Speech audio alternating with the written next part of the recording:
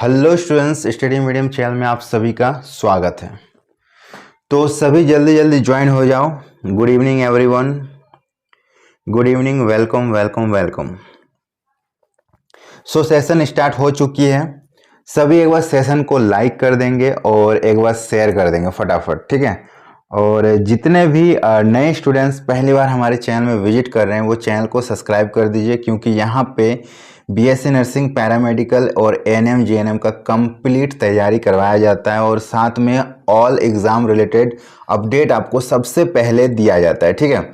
और इसके अलावा आप अपने तैयारी को एक अच्छे तरीके से अच्छे लेवल तक पहुंचाना चाहते हैं, आप अपना जो सिलेक्शन है उसको 100% श्योर करना चाहते हैं, तो आप हमारे ऐप को डाउनलोड कीजिए। हमारा ऐप का नाम है स्टडी मीडियम। ये आपको प्ले स्टोर में दिख जाएगी या फिर इसका लिंक आपको हमारे डिस्क्रिप्शन बॉक्स में दिया हुआ है। वहाँ पे आपको कंप्लीट कोर्स करवाए जाएंगे 499 रुपीज़ में, ठीक है, जो कि अब तक का सबसे सस्ता क्लासेस होगा। इतना सस्ता नर्सिंग का क्लासेस कहीं आपको नहीं देखने को मिलेगा। ये एक महीने की फ़ी नहीं है, ये कंप्लीट फ़ी है जब तक आपका पूरा सिलेबस कंप्लीट नहीं करा दिया जाता, ठीक है। इसमें live classes, mock set, practice set, previous year question, सब कुछ इसमें मिलेगा। इसमें 300 प्लस आपको क्लासेस मिलेगी और इसमें बहुत ज़्यादा रिवीजन प्रैक्टिस करवाया जा रहा है, ठीक है। इसके अलावा आपको हमारे ऐप में एक 12,000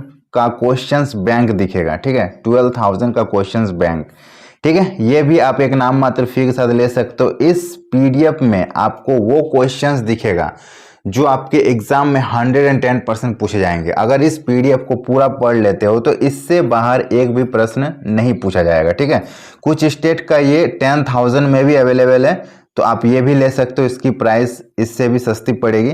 तो एक नाम मात्र फी के साथ एक बहुत बड़ा क्वेश्चंस बैंक आपको मिलने वाला है, क्योंकि इतना बड़ा क्वेश्चंस बैंक आप पूरे यूट्यूब के इतिहास में ढूंढने जाओगे तो कहीं नहीं देखने को मिलेगा, और ना ही कोई बुक्स में आपको इतना क्वेश्चंस मिलेगा, क्योंकि ये ऑल सब्जेक्ट का रहने वाला। जितना भी सब्जेक्ट आपके एग्जाम में रहेंगे ना, सारे क्वेश्चंस इसमें डाले गए हैं, प्रीवियस ईयर के डाले गए हैं, और मॉक सेट, प्रैक्टिस सेट, सब कुछ अवेलेबल है। तो अगर ये पीडीएफ भी आप पढ़ लेते हो तो आपका सिलेक्शन 100% हो जाएगा। अभी आपके सामने दो ऑप्शन है, एग्जाम बहुत निकट है तो आप इस पीडीएफ को लेके अपना कंप्लीट रिवीजन कर लीजिए, और कोर्स को लेके 300 प्लस क्लासेस को आप ज्वाइन कर लिए, सारे क्लासेस को देख डालिए तो आपका 100% सिलेक्शन हो जाएगा।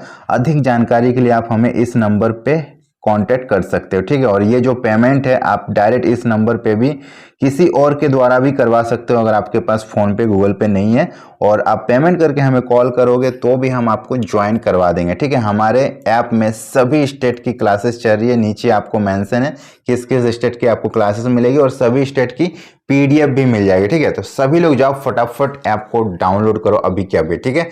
अब हम लोग बढ़ते हैं हमारे आगे क्लास की ओर। तो सभी एक बार सेशन को लाइक और शेयर कर देंगे, पहली बार आए तो चैनल को सब्सक्राइब कर देंगे, और हमारा एक टेलीग्राम ग्रुप है जिसका नाम है स्टडी मीडियम।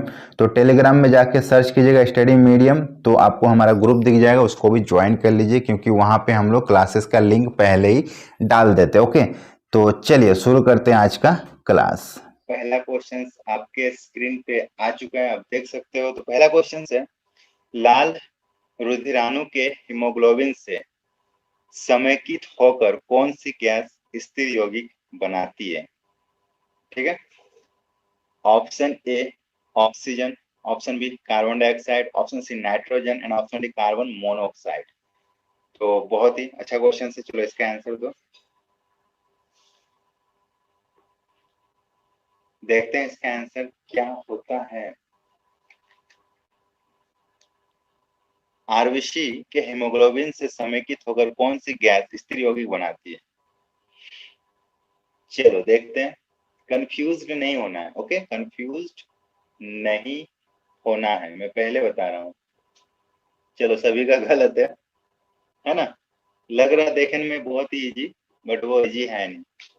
श्रद्धा यादव आपका सही है, और कविता चंद्रा आपका सही है। प्रशांत करेक्ट है, बाकी सबका गलत है। क्वेश्चंस को घुमा घुमा के कंफ्यूज करने की कोशिश करते हैं और आप कंफ्यूज हो जाते हैं, और जो कंफ्यूज नहीं होता है वो निकल जाता है, जो हो जाता है वो वहीं पे रह जाता है, आपको नहीं होना है, ठीक है। यहाँ पे ऑक्सीजन देख के सभी लोगों का दिमाग काम ही नहीं किया, बाकी ऑप्शन पे ध्यान ही नहीं गया, क्योंकि ऑक्सीजन और हीमोग्लोबिन का बहुत अच्छा रिश्ता है ना।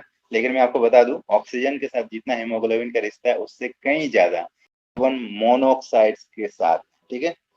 हीमोग्लोबिन का जो रिश्ता है ना वो ऑक्सीजन से ज्यादा कार्बन मोनोऑक्साइड के साथ है। Answer is option D. अगर हीमोग्लोबिन में एक साथ ऑक्सीजन मिल रही है उसको और एक साथ सीओ मिल रही है, कार्बन मोनोऑक्साइड मिल रही है, तो वो जो है ना सबसे पहले कार्बन मोनोऑक्साइड के साथ बंधुत्व बनाएगी, यौगिक बनाएगी, ठीक है। अगर उसको एक ही टाइम एट अ टाइम दोनों चीज मिल रहा है तो सबसे पहले वो कार्बन मोनोऑक्साइड के साथ वो यौगिक बनाएगी, ठीक है। ये हीमोग्लोबिन है, तो सबसे पहले वो कार्बन मोनोऑक्साइड के साथ बनाती है, ठीक है, समझ में आ गया। इसीलिए इसीलिए बोला जाता है, अगर कोई सिगरेट पी रहा है, आपके बगल में कोई बंदे सिगरेट पी रहे हैं, तो बोला जाता है जो पीने वाला है ना उससे ज्यादा उसके धुआं को जो स्मेल कर रहा है, जो उसके धुआं को जो ले रहा है, इनहेल कर रहा है, उसको ज्यादा इफेक्ट पड़ता है। अगर आपके सामने कोई सिगरेट पी रहा है और उसके धुएं को आप ले रहे हो, तो उस सिगरेट पीने वाले से ज्यादा आपको इफेक्ट होगा, ठीक है, क्योंकि वो जो कार्बन मोनोऑक्साइड है ना डायरेक्ट आपके हीमोग्लोबिन के साथ रिएक्ट करके आपके हर एक सेल तक पहुंच रही है।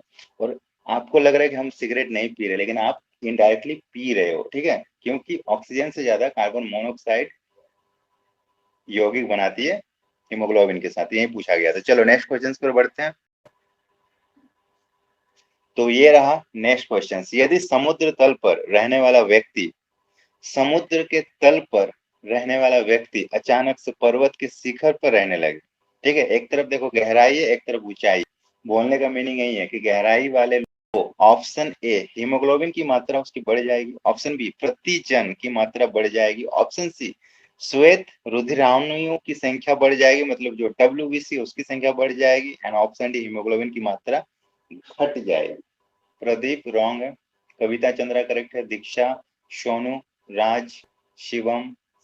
इस क्वेश्चंस में आपको लग रहा है कि अगर कोई बंदा गहराई से ऊंचाई पे जाता है तो उसकी हीमोग्लोबिन की मात्रा घटनी चाहिए, नहीं, वो घटेगी नहीं, वो बढ़ जाएगी, ठीक है, घटेगी नहीं, वो बढ़ जाएगी, ठीक। देखो क्वेश्चन है कि अगर कोई बंदा गहराई, समुद्र की गहराई मतलब उतने, मतलब खाई मतलब गहराई पे जो रहते हैं, एक्चुअली वो पानी के अंदर नहीं बोला जा रहा है, वो गहरे स्तर पे रहते हैं, अचानक वो पर्वत के शिखर पे रहने लगे, उसकी जो बॉडी है ना उसमें हीमोग्लोबिन की मात्रा बढ़ जाएगी, अचानक से उसके हीमोग्लोबिन की मात्रा बढ़ जाएगी, क्योंकि उसका जो ब्लड है ना वो गहराई वाले स्तर में जो प्रेशर होता है, वायुमंडलीय प्रेशर, उसके अकॉर्डिंग वो काम करता है। अचानक उसको हाइट पे ले जाएंगे तो वहां पे वायुमंडलीय प्रेशर चेंज हो जाता है, तो जितना भी हम लोग हाइट में जाएंगे ना हीमोग्लोबिन की मात्रा हमारी बढ़ती जाएगी, ठीक है, जितना हम लोग हाइट्स पे जाएंगे हमारी हीमोग्लोबिन की मात्रा बढ़ती जाएगी। तो जो लोग ऑप्शन ए बता रहे हो बिल्कुल सही है, ओके, और जो लोग डी बता रहे हो गलत है।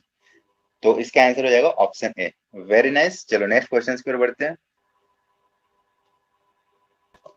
तो नेक्स्ट क्वेश्चन है बहुत ही अच्छा, इसको अच्छे से रीड कीजिए, मैं आपको समझा देता हूँ।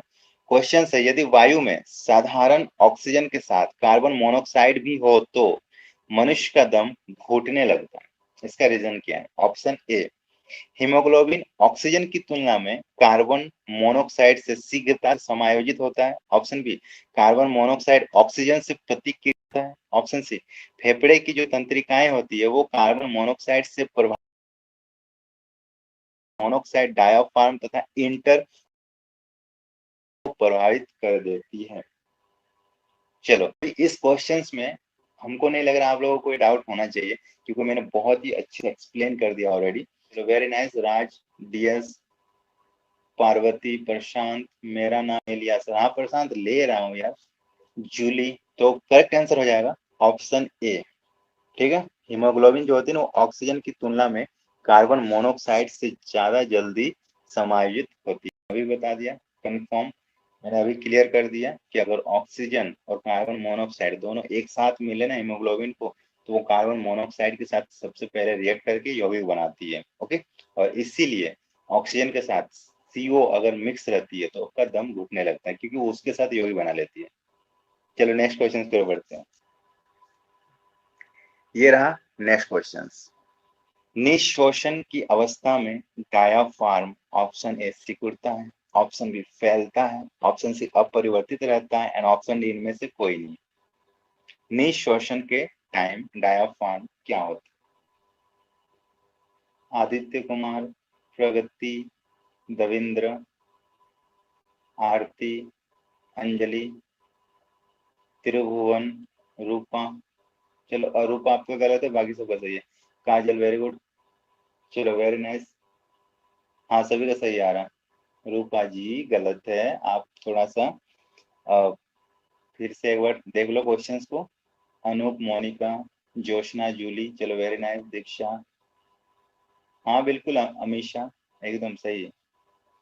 प्रशांत, श्रद्धा, बबीता, चलो सही है, सभी का सही है, परफेक्ट परफेक्ट। तो आंसर हो जाएगा निःशोषण की अवस्था में जो डायाफ्राम होती है वो सिकुड़ जाता है, ठीक है। Option A is the correct answer, सिकुड़ जाता है। चलो सिकुड़ जाता है, ठीक है। चलो नेक्स्ट क्वेश्चन पर बढ़ते हैं।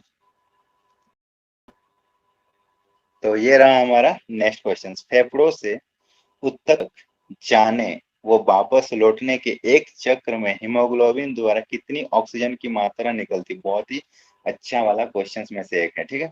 फेफड़ों से उत्तकों तक जाने वो वापस लौटने में एक पूरे साइकिल में हीमोग्लोबिन द्वारा कितनी ऑक्सीजन की मात्रा निकलती है? ऑप्शन है 75%, option B 100%, option C 50% and option D 25%। यहाँ पे ए बी को बी ए कर दिया गया, ठीक है, कोई बात। चलो कोई बात नहीं, जैसा सीरीज है वैसे ही है। मतलब बी, अब बी में 75 है तो चलो बी आप कमेंट करो।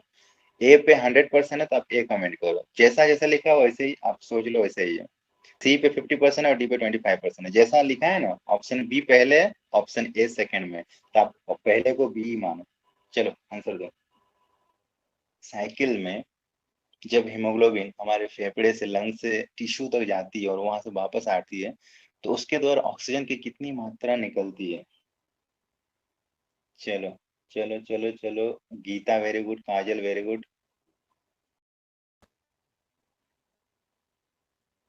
दीक्षा वेरी गुड, पूर्णिमा पटेल, कृष्णा गो, रूपा, शिवम राज, पार्वती, अंशिका। चलो वेरी नाइस वेरी नाइस। नहीं बबीता जी गलत है। पवन जी आपका भी गलत है। सोनाली आपका भी गलत है। Anoop very good, Diksha very good, yes very good, ठीक है। DS very good. तो इसका आंसर हो जाएगा ऑप्शन डी 25%, ठीक है। Option D 25%। फेफड़ों से टिश्यू तक जाने में और फिर टिश्यू से फेफड़ों तक वापस आने में हीमोग्लोबिन द्वारा 5% ऑक्सीजन की मात्रा निकलती है, ठीक है। बहुत ही अच्छा क्वेश्चन है। चलो नेक्स्ट क्वेश्चन की ओर बढ़े। ठीक है, नेक्स्ट क्वेश्चन की ओर बढ़ते हैं। तो ये रहा हमारा नेक्स्ट क्वेश्चन। तो नेक्स्ट क्वेश्चन है, स्तनधारियों में कौन सा अंग श्वसन में सहायक नहीं होता है? मैमल्स के कौन सा ऑर्गन्स श्वसन में सहायक नहीं होता? ऑप्शन है पसलियां, ऑप्शन बी उदर पेशियां, option C diaphragm and option D larynx. पसलियां, उदर पेशियां, डायाफ्राम या फिर लेरिंग्स, कौन श्वसन में सहायक नहीं होते? नहीं होते, ठीक है। वाल्मीकि पांडे करेक्ट है। DS status very good. भूमिका, अंजलि, त्रिभुवन, दीक्षा, बबीता, अंजलि, काजल, स्टडी, हितेश, पुष्पू। चलो चलो कविता रॉन्ग हो गया। रीना सलोनी, सर मेरा मत लो नाम। यही सबका प्रॉब्लम है ना। हाँ चलो सही है कर सभी का सही है बिल्कुल। पार्वती, पुष्पा, दीक्षु, सभी का सही है। विजय, तो इसका करेक्ट आंसर हो जाएगा ऑप्शन डी लेरिंग्स, ठीक है।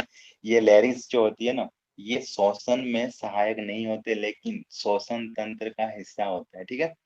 इसलिए ऑप्शन ऐसा दिया गया है कि श्वसन तंत्र में अगर आप देखोगे तो आपको लेरिंग्स भी दिख जाएगी। श्वसन तंत्र में आपको लेरिंग्स भी दिख जाएगी, लेकिन वो श्वसन में बिल्कुल भी हेल्प नहीं करता है, बिल्कुल भी नहीं करता है, ठीक है। श्वसन तंत्र में जाओगे तो आपको ये लेयरिंग्स है ना, ये भी वहां पे दिख जाएगी, लेकिन इसका काम श्वसन में बिल्कुल भी नहीं है। ये एक ढक्कन का काम करती है, ढक्कन का काम करती है बस। श्वसन तंत्र को पाचन तंत्र से सेपरेट करती है और इसका कुछ काम नहीं है। और बाकी जो पसलियां हैं, उदर पेशियां हैं, डायाफ्राम, ये सारे के सारे श्वसन में भाग लेती है। ओके, चलो नेक्स्ट क्वेश्चन की ओर बढ़ते हैं।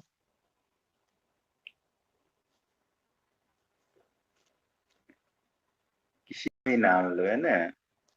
चलो नेक्स्ट क्वेश्चन है। कुछ जंतुओं का जो रुधिर होता है वो नीला रंग का होता है, उसमें क्या उपस्थिति होता है जिसके कारण वो नीला होता है? Option A haemoglobin, option B haemocyanin, option C cobalt and option D cytochrome.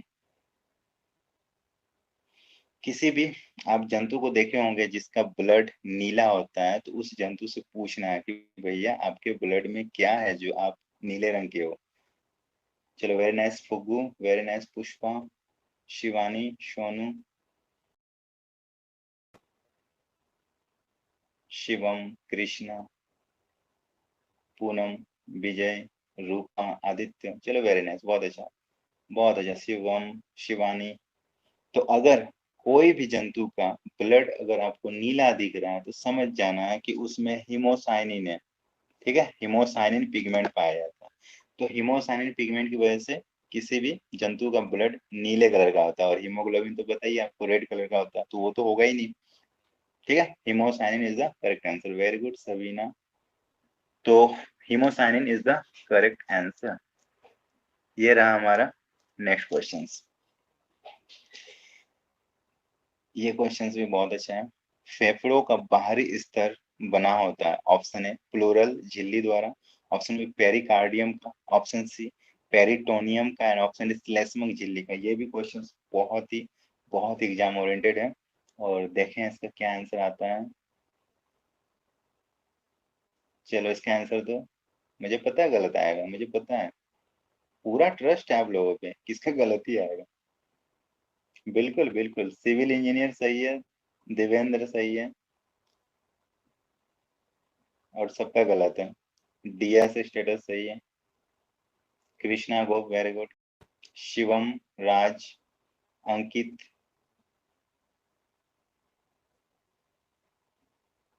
Diksha, R K super 30। अब ये कौन सा ऑप्शन है? एन है ना? एन से भी कोई ऑप्शन है क्या? हमने ए बी सी डी दिया था। चलो फिर सही है। तो answer is answer is option A pleural झिल्ली। ठीक है, बहुत ही ट्रेंडिंग क्वेश्चन है। फेफड़ा जो होती है ना, फेफड़ा, उसके बाहर ही एक स्तर पाया जाता है, बाहर बाहर से उसको कवर करके रखती है फेफड़े को। वो जो कवर करती है एक झिल्ली, उसका नाम है प्लूरल झिल्ली। कंफर्म एग्जाम में छुपेगा, लिख लो, एग्जाम में छुपने वाला क्वेश्चन। प्लूरल झिल्ली जो होती है वो फेफड़े को बाहर से कवर करती है, प्रोटेक्ट करती है। ओके, प्रगति, वेरी गुड। चलो सही है। नेक्स्ट क्वेश्चन की ओर बढ़ते हैं। तो ये रहा हमारा नेक्स्ट क्वेश्चन।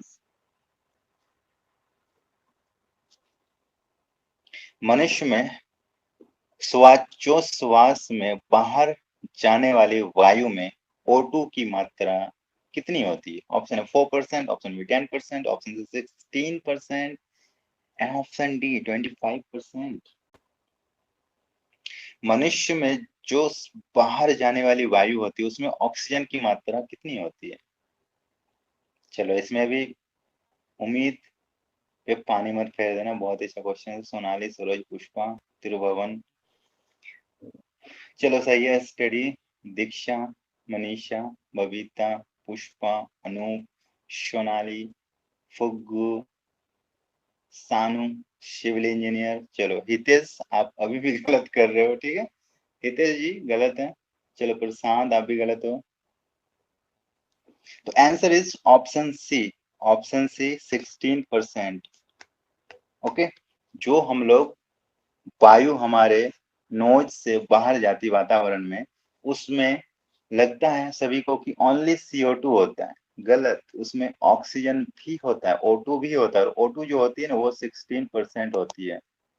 मतलब देख लो, अब तक बचपन से यही सुनते आ रहे हैं कि हम लोग ऑक्सीजन लेते हैं, कार्बन डाइऑक्साइड छोड़ते हैं, ऑक्सीजन लेते हैं, कार्बन डाइऑक्साइड छोड़ते हैं, बट यहाँ पे तो उल्टा हो रहा है, ऑक्सीजन भी छोड़ते हैं, वो भी 16%। चलो ठीक है, छोड़ दो, कोई बात नहीं, वायु में बहुत ज्यादा ऑक्सीजन है, 16% छोड़ भी दिए, कोई दिक्कत। चलो नेक्स्ट क्वेश्चन ये रहा हमारे स्क्रीन पे। पायरुविक अम्ल में कितने कार्बन परमाणु होते हैं? ठीक है, कार्बन परमाणु, कार्बन एटम जो होते हैं ना, देखो कार्बन एटम्स जो होते हैं वो पायरुविक एसिड में कितने होती है? समझ में आ रहा है? इसमें कुछ समझना कुछ है। How many carbon atom in pyruvic acid, कुछ है सेंटेंस में? आप तो खुद भी कर सकते हो। Option A 2, option B 3, option C 4 and option D 5। इसका आंसर गलत आ रहा है। विजय यादव सही है, सरोज सही है,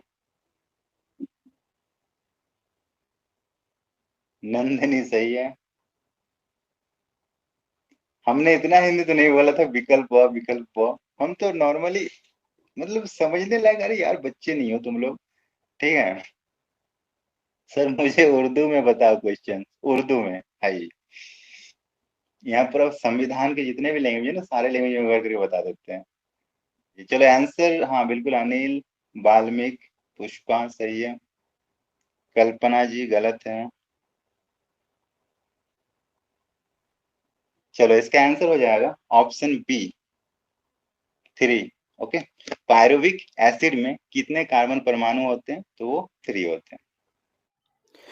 क्लास में आगे बढ़ने से पहले आप सभी से रिक्वेस्ट है कि जो लोग अभी तक सेशन को लाइक नहीं किए एक बार फटाफट लाइक कर दो और इस सेशन को एक बार शेयर कर दो, ठीक है। और अगर आप पहली बार हमारे चैनल में आए हुए हैं तो एक बार चैनल को सब्सक्राइब करके बेल आइकन को ऑन कर लो, क्योंकि ये प्योर बीएससी नर्सिंग, पैरामेडिकल और एएनएम जेएनएम का चैनल है। यहाँ पे आपको ऑल क्लासेस के साथ ऑल अपडेट मिल जाती है, ठीक है। और अगर आप अपने तैयारी को और भी अच्छे से करना चाहते हो तो आप हमारे ऐप को डाउनलोड कर लीजिए, जिसका लिंक हमने डिस्क्रिप्शन बॉक्स में दे रखा है, या फिर प्ले स्टोर में भी आपको दिख जाएगा। स्टडी मीडियम नाम है, वहां पे आपको एक कोर्स दिखेगी जिसकी फीस सिर्फ 499 रहेगी, जिसमें कंप्लीट क्लासेस मिलेगी लाइव क्लासेस के साथ और नोट्स पीडीएफ सब कुछ।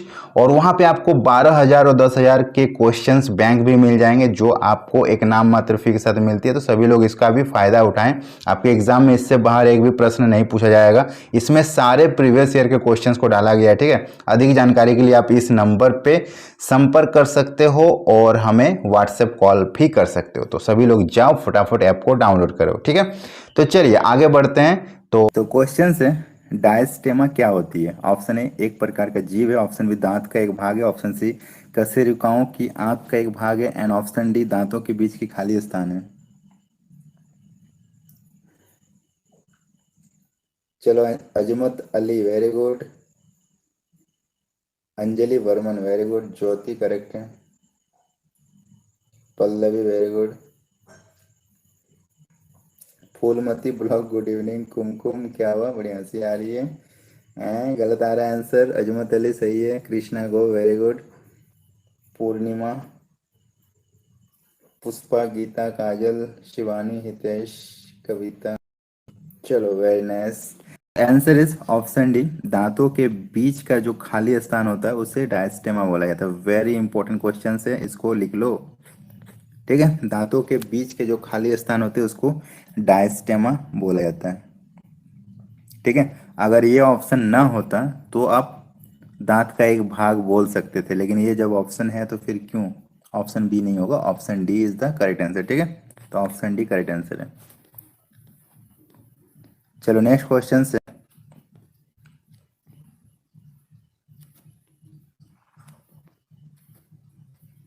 वो हार्मोन्स जो पित्ताशय से पित्त के निष्कासन में सहायक होते हैं उसका नाम क्या है? ऑप्शन है secretin, option B gastrin, option C cholecystokinin, and option D enterokinin. चलो इसका आंसर तो बहुत ही लाजवाब क्वेश्चंस, शानदार जानदार क्वेश्चंस है। अरे गलत आ रहा है ना,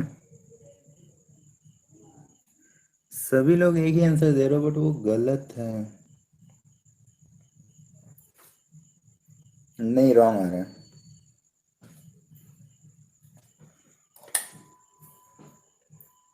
हाँ, संज्ञा आपका सही है, पल्लवी सही है, कविता चंद्रा सही है, काजल कुमारी, अवन, पूनम,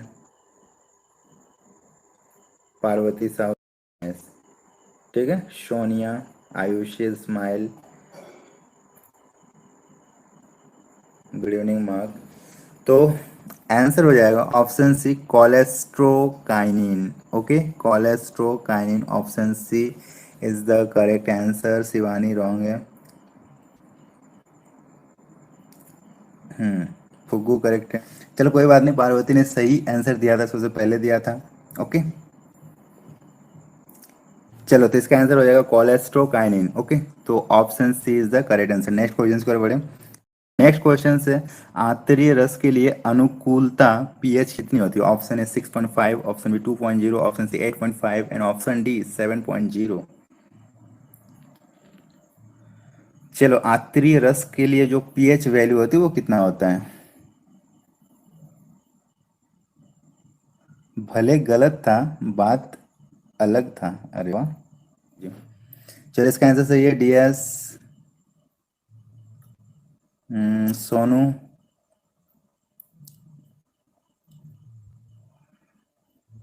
जोशना, बाकी सब गलत। अरे गलत कैसे कर रहे हो? एसिड है क्या? आंतरीय रस जो होती है वो एसिड होती है क्या? एसिड होती है। कभी चख के देखना, ठीक है, थोड़ा सा, फिर पता चल जाएगा। हाँ हाँ बिल्कुल, थोड़ा चख के देखना। Study very good. Ayushi correct है, प्रियांशी, है ना। देखो अभी पुष्पा क्या बोल रही है पता है? पुष्पा बोल रही ना तो ये एसिड ना तो बेस है, ये बीच वाली है, जो वाटर का नहीं होता है वो है। गीता भी उनके साथ है, देख लो। और किसी को बोलना है? शिवानी, कुमकुम, कुमकुम गलत है, शिवानी वेरी गुड, पुष्पा आप सही है, आकाश। अरे नहीं यार, आप लोगों का आंसर गलत आ रहा है। इसका आंसर हो जाएगा ऑप्शन सी, 8.5।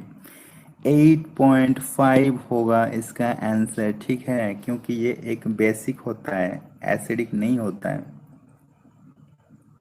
3 बार गुड इवनिंग बोल चुकी है। अच्छा ठीक है, तो मैं 4 बार बोल देता हूँ, good evening, good evening, good evening, good evening, और नाइट भी बोल दूंगा। नेक्स्ट क्वेश्चन की ओर बढ़ते हैं। तो ये रहा नेक्स्ट क्वेश्चंस। ताबड़तोड़ क्वेश्चंस आ चुका है आपके स्क्रीन पे। निम्नलिखित में से कौन सा एंजाइम्स पेप्टाइड बंधों को नहीं तोड़ सकता है? Option A pepsin, option B trypsin, option C carboxylic peptidase and option D ptyalin. चलो इसका क्या होगा आंसर? चलो सही है, सभी का सही है। Sonia, Pushpa, Kumkum, Manisha, Ayushi very good, Rock. तो इसका करेक्ट आंसर हो जाएगा ऑप्शन डी टॉयलिन, ठीक है। इसका करेक्ट आंसर हो जाएगा ऑप्शन डी टॉयलिन। निम्नलिखित में से कौन सा एंजाइम पेप्टाइड बंधों को नहीं तोड़ सकता? टॉयलिन। नेक्स्ट क्वेश्चन प्रियांशी जी आपके स्क्रीन पे आ चुकी है, तो आप ध्यान दो। इसको स्टिक नलिका निकलती है? ऑप्शन ए पित्ताशय से, ऑप्शन बी यकृत पिंडकों से, ऑप्शन सी अग्नाशय पिंडकों से एंड ऑप्शन डी हमारे जो आईफोन वाले कीमत के किडनी है उससे।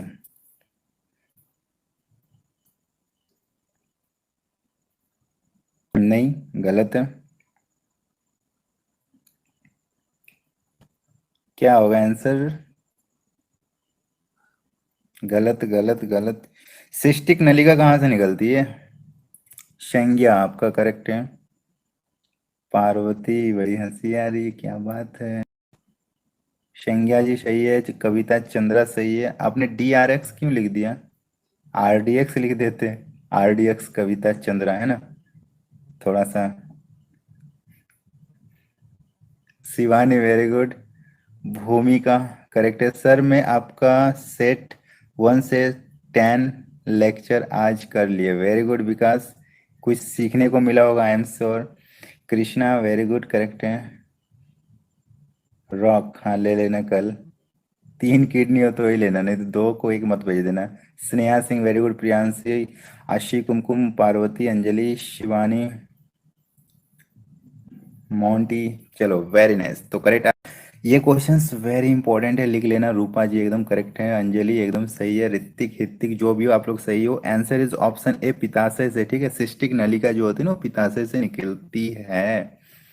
सिर्फ फार्मेसी हो चुका है कविता चंद्र, वेरी गुड। कौन से कॉलेज से किया आपने? रिम्स से किया क्या? चलो करेक्ट है, पित्ताशय से निकलती है सिस्टिक नलिका। चलो फिर नेक्स्ट क्वेश्चन की ओर बढ़ते हैं। लव फ्रॉम बिलासपुर, हाई आ रहे हैं 2 दिन बाद बिलासपुर, ना भी है ना, सब देख लेंगे कितना आप में लव है ना। चलो नेक्स्ट क्वेश्चन से, शाकाहारी जंतु सेलुलोज पचा सकते हैं? क्योंकि देखो, एक मांसाहारी सेलुलोज को नहीं पचा सकता, एक शाकाहारी ही पचा सकता है। इसका रीजन क्या है? ऑप्शन है उसमें प्री मोलर व मोलर दांत भोजन को कुचल देता है। ऑप्शन बी, उसमें अंधनाल में उपस्थित बैक्टीरिया सेलुलोज का पाचन में सहायक करती है। जठर रस में सेलुलोज पाचन के लिए एक पाचक एंजाइम्स होता है। आहार नाल बहुत लंबी होती है, इस वजह से पाचन में सुविधा मिलती है। तो क्या होगा इसका आंसर? दीक्षा सिंह लेट हो गई, कोई बात नहीं, कोई बात नहीं, आपका क्लास खराब हो ही नहीं सकता है। Thank you Geeta ji, believe अच्छा है। चलो वेरी नाइस, करेक्ट आंसर आ रहा पुष्पा, कृष्णा, प्रियांशी, सोनू और संज्ञा, आर के, अवंतिका, पूर्णिमा, दीक्षा, दिवेंद्र, ज्योति, काजल, भूमिका, मिथिलेश, चलो सही है, सोनिया, पार्वती, चलो वेरी गुड, रूपा। तो देखो क्या होते हैं ना, इसका पहले आंसर देख लो। आंसर हो जाएगा ऑप्शन बी, उसके अंधनाल में उपस्थित बैक्टीरिया सेलुलोज का पाचन करने में। जो मांसाहारी होते हैं, मांसाहारी नाल में जो बैक्टीरिया पाई जाती है वो सेलुलोज का पाचन नहीं कर सकती, और बैक्टीरिया भी बहुत ही कम मात्रा में पाई जाती है। ठीक है, तो इसलिए कोई भी शाकाहारी जंतु सेलुलोज को आसानी से पचा सकता है, जबकि कोई मांसाहारी नहीं पचा सकता है। और इंसान भी पहले सेलुलोज को पचा सकता था, बहुत पहले। बट एवोल्यूशन के वक्त क्या हुआ, इंसान का जो सेलुलोज पचाने वाला ऑर्गन्स है ना, वो काम करना बंद करते गया और एवोल्यूएट होके हम लोग इंसान बन गए, और आज के डेट में वो काम करना बिल्कुल बंद कर दिया और हम लोग सेलुलोज को नहीं पचा पाते हैं। ठीक है, इसलिए अगर कभी भी घास वास खा लेना तो देखना डाइजेस्ट नहीं होगा। क्यों नहीं होगा? क्योंकि वो जो सेलुलोज पचाने वाला ऑर्गन्स है ना, वो वर्क नहीं कर रही। और वो पता है कहाँ पे होती थी? अभी भी आपने नाम सुना होगा किसी का, अप्रेंटिक्स हुआ है अप्रेंटिक्स उसको बोलते हैं, हम लोग बचपन में बोलते थे, बहुत ही हंसी आता था। अपेंडिक्स, ठीक है, अपेंडिक्स एक अंग होता है। देखना कभी कभी किसी का सुनने में आता होगा कि अपेंडिक्स का ये हुआ है, ऑपरेशन हुआ है। तो उसमें क्या होता है, वो अपेंडिक्स जो है ना वही अंग है जो सेलुलोज को पचाती थी। ठीक है, अपेंडिक्स जो था ना वही सेलुलोज को पचाती थी। और अभी क्या हुआ ना, उसका यूज बंद हो गया, इसीलिए वो अंग फालतू पड़ा हुआ है हमारे शरीर के अंदर। ठीक है, जब वो फालतू पड़ा रहता है ना, तो रहते रहते क्या होता है ना, वो पक जाता है कभी कभी, मतलब वो काम तो नहीं कर रहा है ना, तो वो पक जाता है। और जब पक जाता है तो बहुत दर्द होता है पेट के अंदर। तब डॉक्टर क्या करते हैं, उसको काट के हटा देते हैं, बाहर निकाल देते हैं, क्योंकि उसका कोई जरूरत ही नहीं है। आप तो लाइफ में कभी घास खाने वाले हो नहीं, इसीलिए डॉक्टर उसको काट के निकाल दिया जाता है, और उसी को बोला जाता है अपेंडिक्स का ऑपरेशन हुआ है।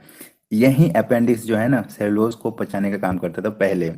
और अगर अभी भी हम लोग घास खाते, ये सेलुलोज को पचा पाता, तो अपेंडिक्स कभी दर्द नहीं करता, कभी पकता नहीं, और उसको निकालने की जरूरत नहीं पड़ती। ठीक है, तो वो ऑर्गन्स अभी भी है, और इसी ऑर्गन्स के होने की वजूद से हम लोग पता कर सकते हैं कि पहले इंसान सेलुलोज को पचा सकता था, पहले घास खाता था, जबकि अभी विकास होने के बाद वो पिज्जा बर्गर खा रहे हैं। ओके, तो यही एवोल्यूशन हुआ। चलो नेक्स्ट क्वेश्चन की ओर बढ़ते हैं।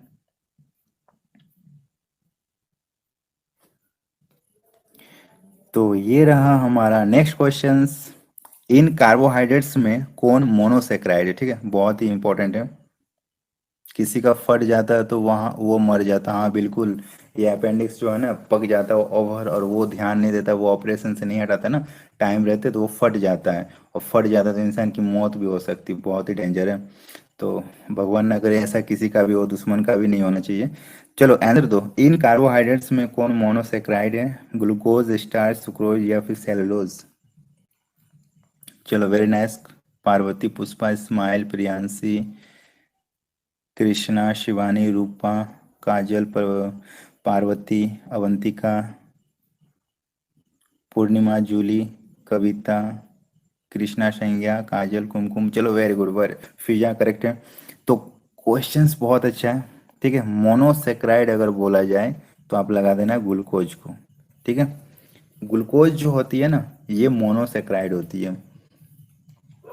ग्लूकोज जो होती है मोनोसेक्राइड होती है। चलो वेरी गुड, कृति वेलकम। पार्वती साहू वाव, सर जी क्या वाव। काजल, कुमकुम।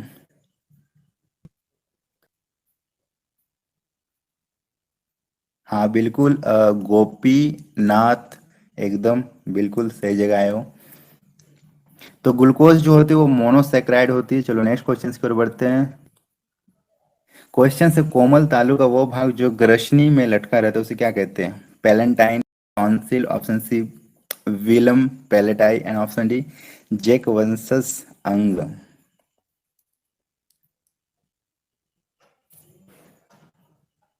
इंडिया जी आपका सही है।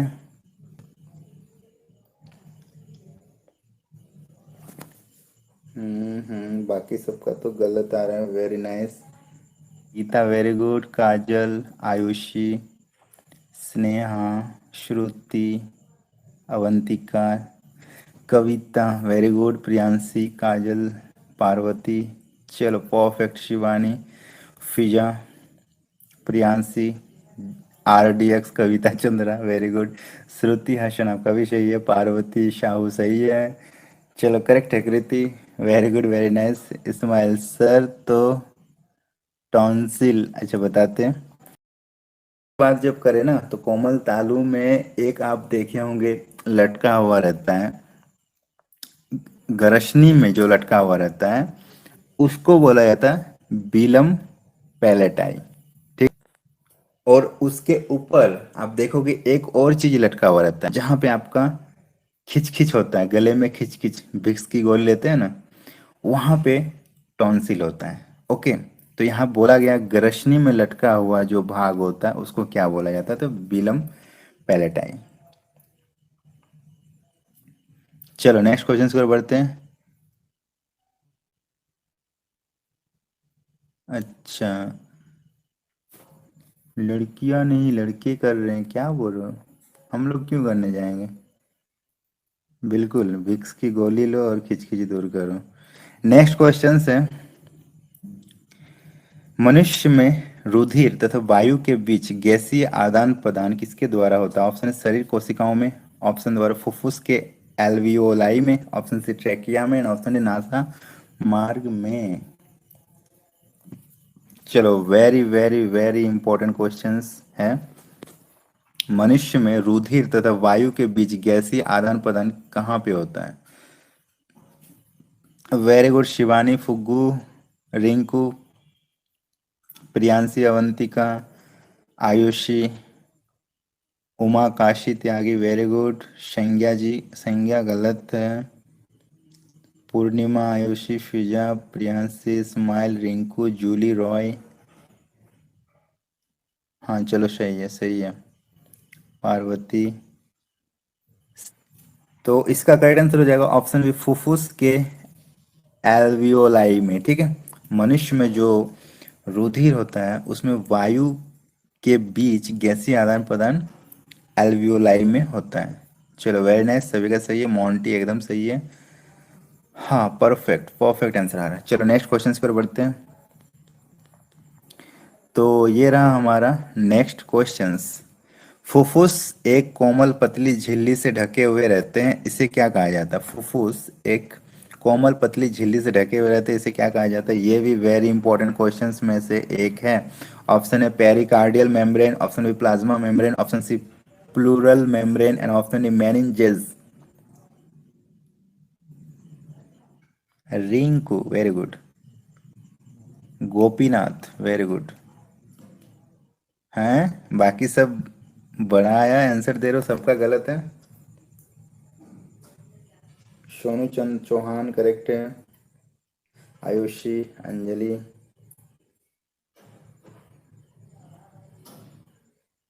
इस्माइल, क्या हुआ, किसको बोल रहे हो?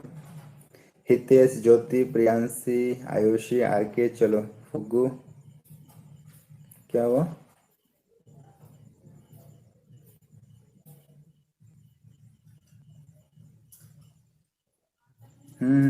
चलो चलो चलो ठीक है। अरे, चलो इसका करेक्ट आंसर हो जाएगा ऑप्शन सी, प्लूरल मेम्ब्रेन। ठीक है, वेरी इंपॉर्टेंट, एग्जाम में पूछेगा कंफर्म, इसको लिख लो।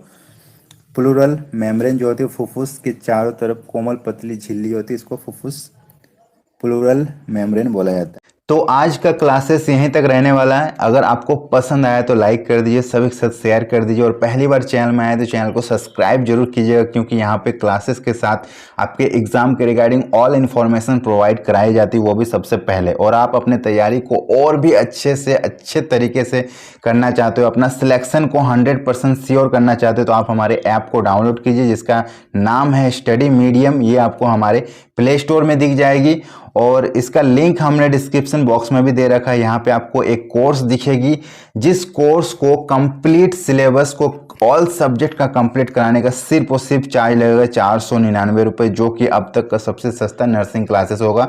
इसके अलावा आपको हमारे ऐप में एक 12,000 क्वेश्चंस का क्वेश्चंस बैंक भी दिखेगा। इतना बड़ा क्वेश्चंस बैंक आपने अभी तक कहीं नहीं देखा होगा। अगर इस क्वेश्चंस बैंक को पढ़ लेते तो भी आपका सिलेक्शन 100% तय है। ये भी एक नाम मात्र फी के साथ मिलेगी, और कुछ स्टेट का आपको 10,000 क्वेश्चंस का भी क्वेश्चंस बैंक दिख जाएगा। तो जो भी आपका स्टेट का वो आप ले लेना, इसकी भी प्राइस बहुत ही सस्ती है। ठीक है, अधिक जानकारी के लिए आप हमें इस नंबर पे व्हाट्सएप कर सकते हो, कॉल कर सकते हो। ठीक है, और अगर आपके पास पेमेंट करने का ऑप्शन नहीं है तो आप किसी और के द्वारा भी पेमेंट करवा सकते हो इस नंबर पे डायरेक्ट। ठीक है, पेमेंट करके और आप हमें कॉल कर देना, और अपना नंबर आप हमें दे के अपने नंबर पे कोर्स चालू कर सकते हो। ठीक है, तो ये भी ऑफर जो है आपको मिलेगा कि आप किसी और के द्वारा भी पेमेंट करा के अपने नंबर पे कोर्स चालू कर सकते हो। ठीक है, तो सभी लोग जाओ फटाफट ऐप को डाउनलोड कर लो। सभी स्टेट की क्लासेस चल रही है, और एग्जाम से पहले ये क्लासेस खत्म कर दी जाएगी। एक दिन में 5 क्लासेस होती है, और बहुत ही ताबड़तोड़ क्लासेस हो रही है।